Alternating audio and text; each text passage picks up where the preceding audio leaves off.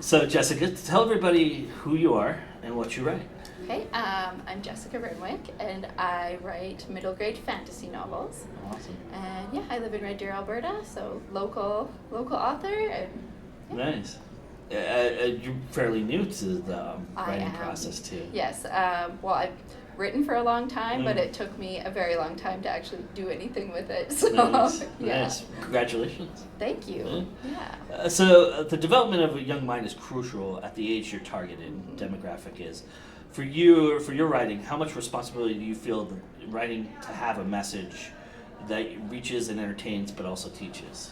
I definitely feel responsibility with that. I don't have my own children, but my background is an educational assistant. So I've done a lot of reading groups and reading with kids. Nice.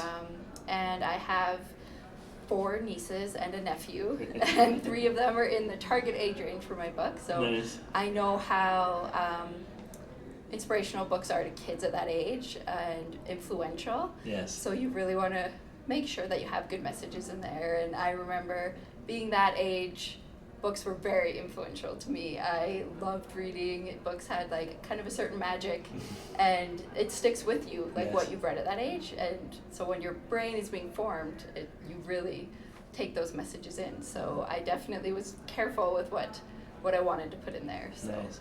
Yeah. Funny story. I have two nephews and 2 nieces, and my 2 nephews and my niece, we played Harry Potter Trivial Pursuit, and they just wiped the floor with us because they had all the knowledge, and they even corrected some things that were wrong in the game. That's awesome. So I totally see what you're saying. Oh yeah, that. they get right into those little worlds. And when I was a kid, I got into like the Saddle Club series and Babysitters Club, and you just like dive in, you know everything. What is the best or most fun part for writing in a teen headspace that you found hard to turn off, and sometimes when you go back to adulting? Oh, it does make it hard because you kind of get into the teen headspace, which is a fun headspace to be in.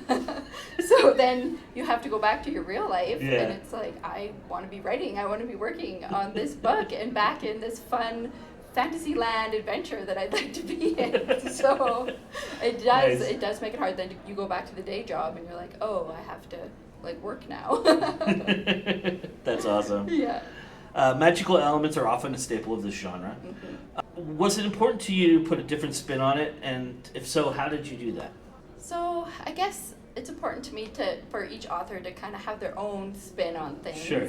Definitely there are cliches and tropes for a reason. Readers expect them and often are disappointed if they don't get some of those expectations especially met. in this genre. In this genre especially, yeah. So with my magic, so my significant other and I are kind of nerds. We play D&D, and I actually took a lot of inspiration from like the D&D world, and it is a little bit different than like your other magical fantasy, like witches and wizards, that kind of thing can mean different things. So I did change some things, of course, to suit my story, but I definitely drew a lot of inspiration from Dungeons and Dragons.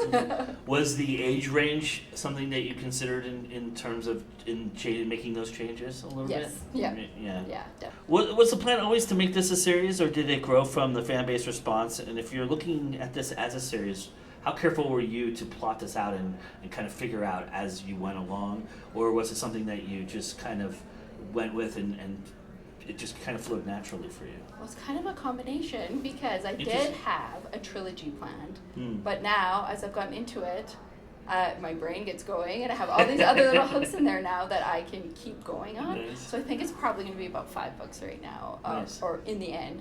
But I have had a really good response, like better than what I thought as an indie author, you're never sure, right? And Right. to get it out in front of people, but I've been doing school visits and book signings, and I've had a really good response I've gotten really nice emails from parents, lots of good response from kids. Nice. So, and they're all excited. The second book's coming out in September, and they're all quite excited. So now I'm like, yes, I do need to keep going.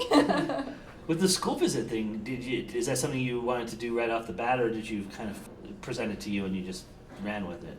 I wanted to do that. With being an EA, I'm comfortable in front of kids and Sure. in classrooms, and I love the school visits. The kids are so enthusiastic and excited about the book. Lots of great questions, and I've gotten some really nice kids drew me pictures of scenes from the book. Nice, And cool. Yeah, like so much fun. So yeah, I love working with kids and love What's the doing question that they side ask of you it. that surprises you?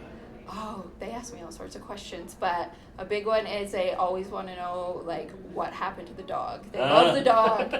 Grimm has been, like, such a fan favorite, and I was so surprised because he's just, like, he's wonderful. I love dogs, so he's wonderful, but I was surprised that, like, other people picked up on him, and he's, like, this goofy, lovable protector of the kids, and Nice. yeah, they just Does it love make you him. feel like you're doing something right when they talk about that? Oh, yeah, And they yeah. that detailed? Yeah, and even with Timothy, Fable's cousin, he's not a main character, but I've had really good feedback on him too, so Nice. it's nice that they like the characters, yeah.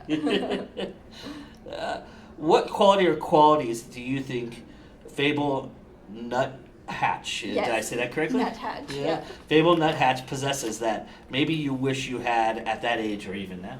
Oh, well, even now, she really sticks to her guns. Like, Nice. when she wants something, she goes for it and doesn't let anybody stop her. And I was a very shy and reserved child.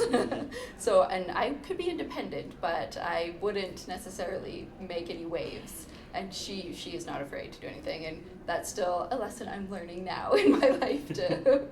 Do you feel like when you're in that space, you feel her energy like that? Oh yeah, definitely. I think that's like, it's actually kind of helped bring that part of me out more. Oh, nice. Yeah. That's kind of cool. Yeah. I like that. I really don't. I want to ask this question, but I really don't because I think it's one of the worst questions. Okay. But it's like it's an interesting character name, and I'm just kind of curious how that came about. Was it something that you thought about really hard, or was it just something that magically happened, or? Well, it kind of magically happened in Nice. that I saw a kid named Fable, and I was like, that is a cool name. Nice. And I think that would make a great heroine in the story.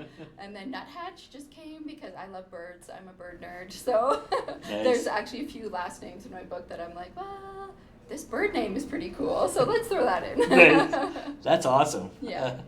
What's one ancillary character that either people, well, you kind of answered this. I guess the Yeah. dog is the one character.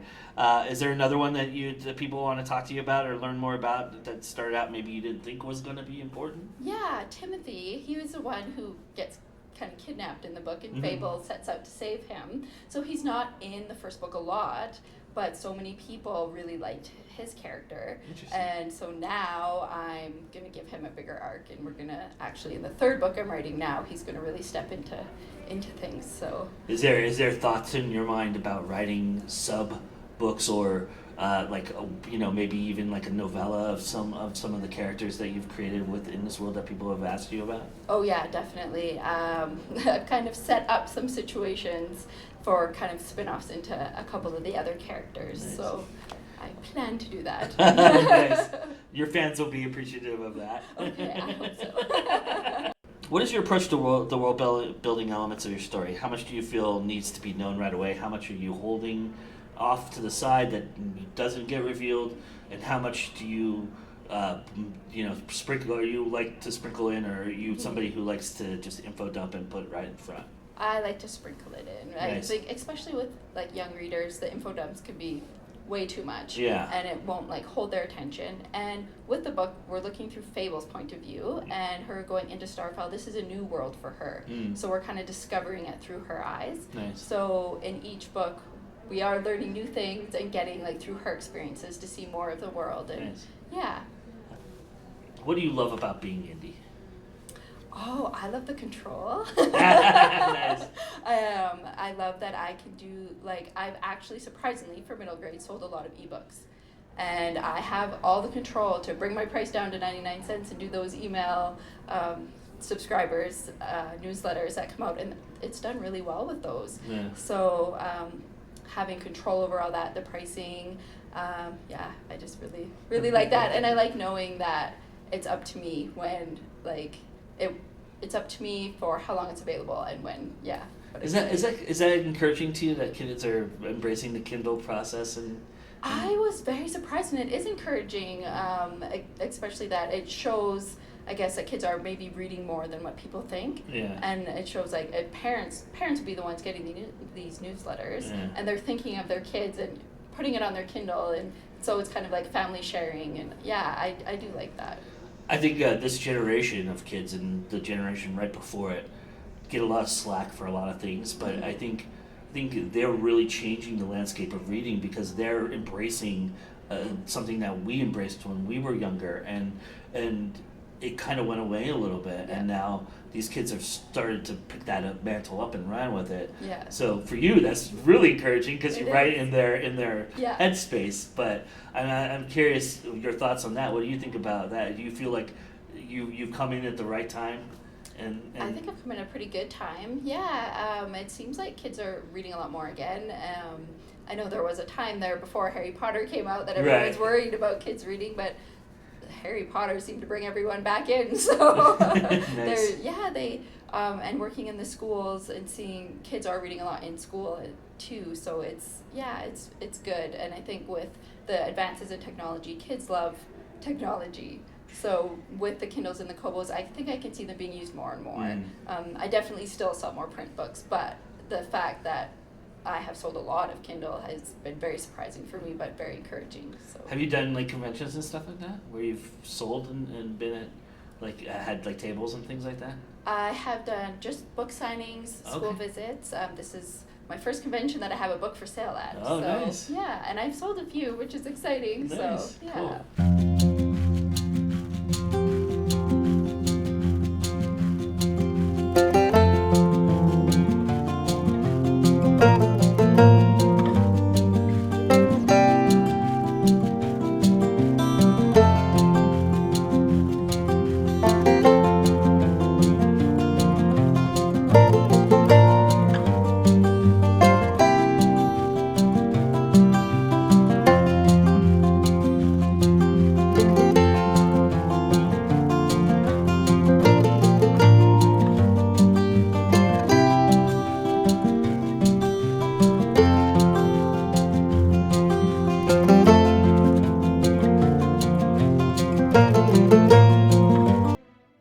I feel like relationships are, and how we navigate them are like such a meaningful part of life.